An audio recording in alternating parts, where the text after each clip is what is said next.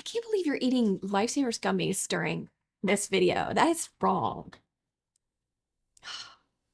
For those of you who are gonna say it's best to eat the whole fruit, I agree. But when you have a husband that loves Sour Patch Kids, you have to give him a healthier alternative. So today we're making gummies that are healthy, easy, and tasty and don't have the massive amount of refined sugar that are in Sour Patch Kids, which we know leads to obesity, type 2 diabetes, heart disease, and the list goes on if eaten often enough. And really quickly, if you look at the ingredients in Sour Patch Kids, we have sugar, invert sugar, and corn syrup as the first three ingredients. We've got natural and artificial flavors in there, which is manufacturer's green light for putting whatever additives and allergens and preservatives they want. We've got various dyes, which have been linked to hyperactivity and allergens in children, and in fact, in other countries need warning labels if used. And we have titanium dioxide for color, which is under scrutiny for carcinogenic effects.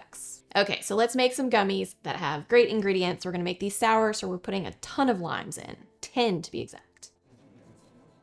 This is the hardest part of this recipe, and trust me, you can do it. It's still not gonna take you more than 5 minutes. If you want these less sour, use less limes. We're gonna make a cup's worth, so just fill the rest with water. And a cup and a half of raspberries. I'm using frozen. Organic is best because of the pesticides on berries. And you could use any fruit that you want.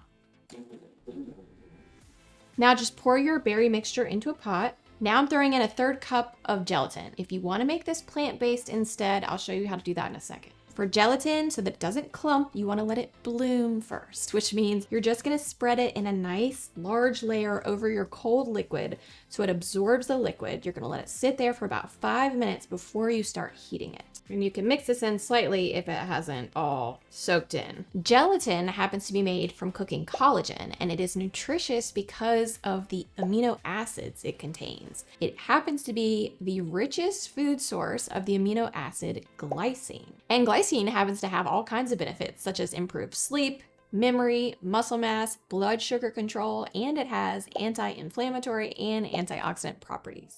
And I would always choose grass-fed over grain-fed gelatin because of the improved nutrient profile as well as better treatment of the animals in general. So now we're going to heat this up on the stove top just a little bit so it's hot but not boiling. If you wanted to make this plant-based instead, you're going to use 1.5 teaspoons of agar-agar. This is from red seaweed, and it is a good source of insoluble fiber, which also has anti-inflammatory, antioxidant, anti-obesity, anti-diabetic properties. This stuff you need much less of, which you can see by the size of the bags, and you do want this to boil. So you're gonna put it in your mixture and then heat it up to boiling. Stir frequently for about 2 to 3 minutes, and then you're good. Whisk until your gelatin has dissolved. Now that everything has dissolved, I'm gonna pour this into a bowl so I can get it out of my hot pot so it can cool. And normally you would have already put in your sweetener. However, I wanna use raw honey, and I don't wanna kill all of the great antioxidants and enzymes that are in this stuff. That's what's gonna make this a little bit more healthy than any other sweetener. So I'm just gonna put it in the freezer for a second, let it get cooler, and once it's cooled down, I'll add the honey. Feel free to adjust the sweetness level to your tastes. Now just pour these into whatever container you would like. Put them in the refrigerator for several hours. These get better the longer you have them in there. So go for a good 12 hours. You'll notice the difference in texture the longer you wait. If you're using agar-agar, they're gonna thicken even more quickly, so you might not be able to let them cool down in order to put in your raw honey. And in that case, if you wanna substitute another sweetener such as coconut sugar or something like that, you could. So that's the process. This is what you get. I've already eaten a few. They slice right out. I personally prefer the chewier taste of the gelatin. The agar-agar is still good, but it just has a bit of a harder texture. Now you have your healthy but tasty alternative to Sour Patch Kids. These are cameraman approved by my husband, who is the person we've been trying to fix.